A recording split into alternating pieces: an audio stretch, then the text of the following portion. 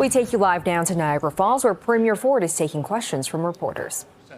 And for anyone to sit back and say, well, they aren't going to save money.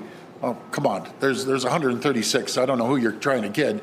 136 politicians with a population of about 500,000 and change. So I'm going to look at their proposal, and it has to be led by Niagara. Simple as that. If it's not led by Niagara, well, we move on, and I guess the people in Niagara are going to pay double-digit tax increases for quite some time. And you don't need layers and layers of service. You can ask any MPP that covers massive areas, and they get served, along with city councillors and mayors. I can tell you firsthand, people call their mayor, or they'll call their city councillor, or their MPP, or their MP.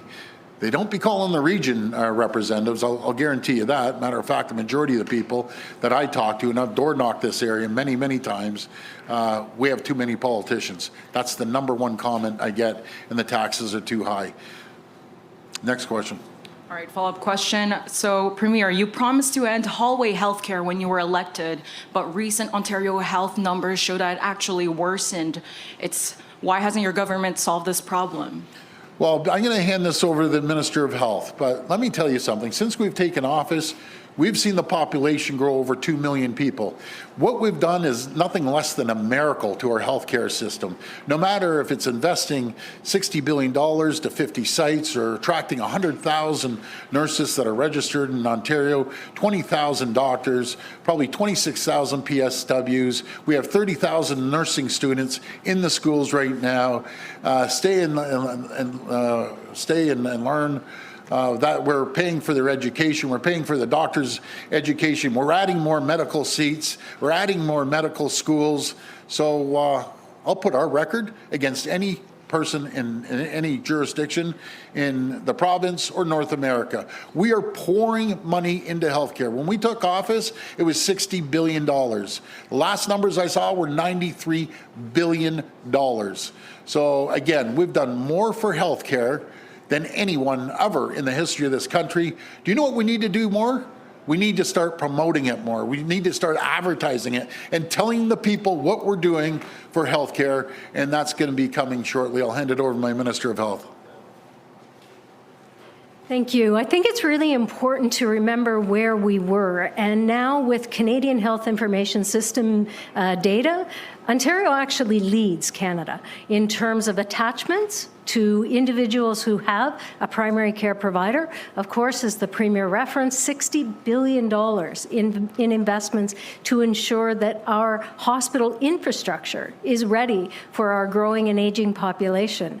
And when I look at how Ontario is doing, are we continuing to move forward with investments like today in South Niagara, with investments to ensure that medical students across Ontario have access to additional seats so that we can train more of our Ontario residents? We've done that work, and we are seeing the impact of it.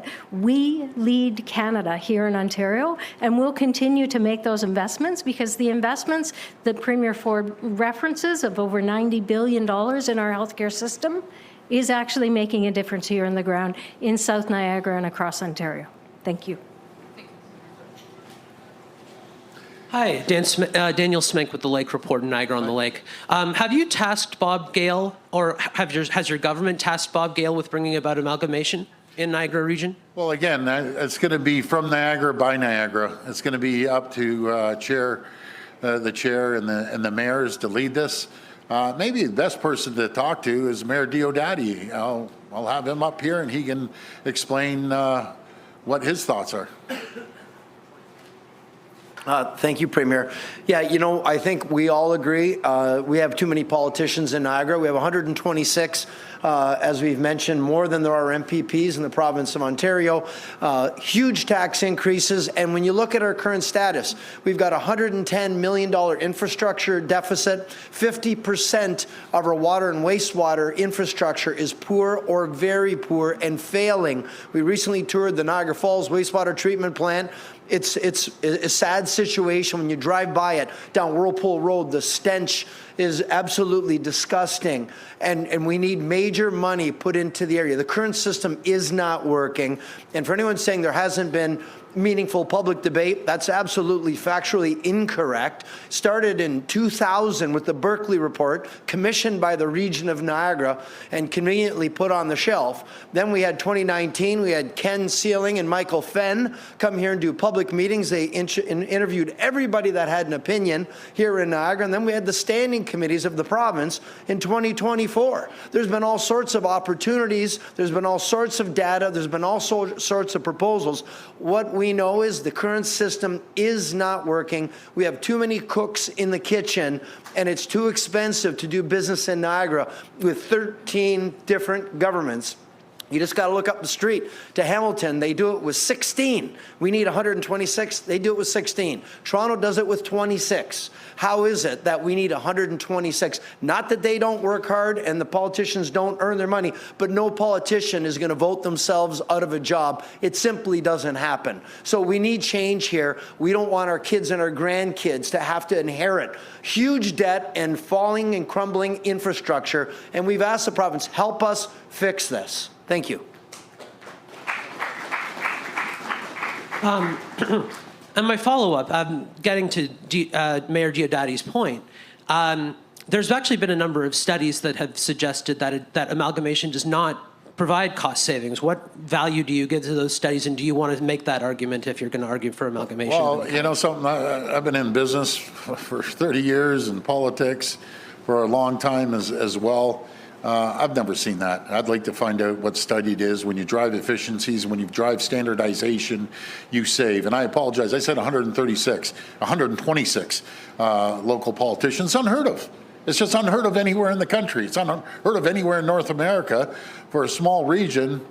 You know, you're like you said, Mayor. What is there? 16 in Hamilton and 26 in Toronto for 3 million people in Toronto, and Hamilton's 560,000, equal to Niagara, and you got 126. You don't have to be a rocket scientist to figure out we have too many politicians. And I've always said, even when I downsized, the city.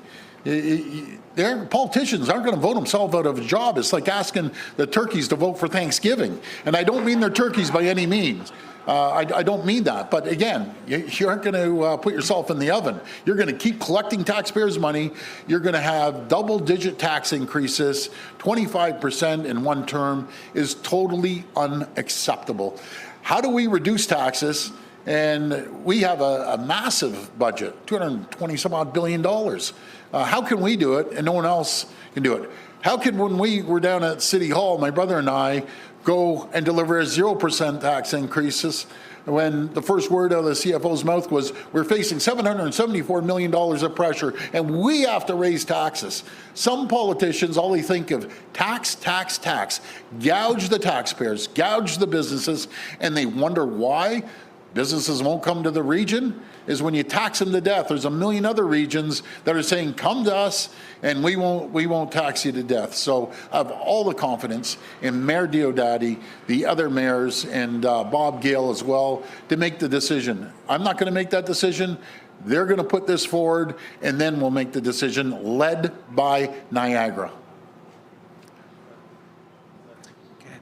Alan Benner, St. Catharines Standard. Mr. Jones, talking to Mayor Redekop and Mayor Steele in Port Colborne, they both met with you at the Rona conference to discuss hospital services in their communities after this place opens in 2028.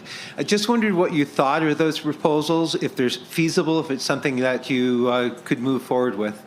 You know, there's going to be, and there are a lot of partners that are part of the making sure we have a whole Niagara. And I want to give a shout out to Lynn Guerrera, her board. This has been thought of holistically across Niagara. We will make sure that all of Niagara continues to have exceptional healthcare service in the province when this facility opens, when we continue moving forward with the Welland site. As we do this work, I want to reassure people that the plan has always been in place to ensure that across Niagara we have full and appropriate healthcare services.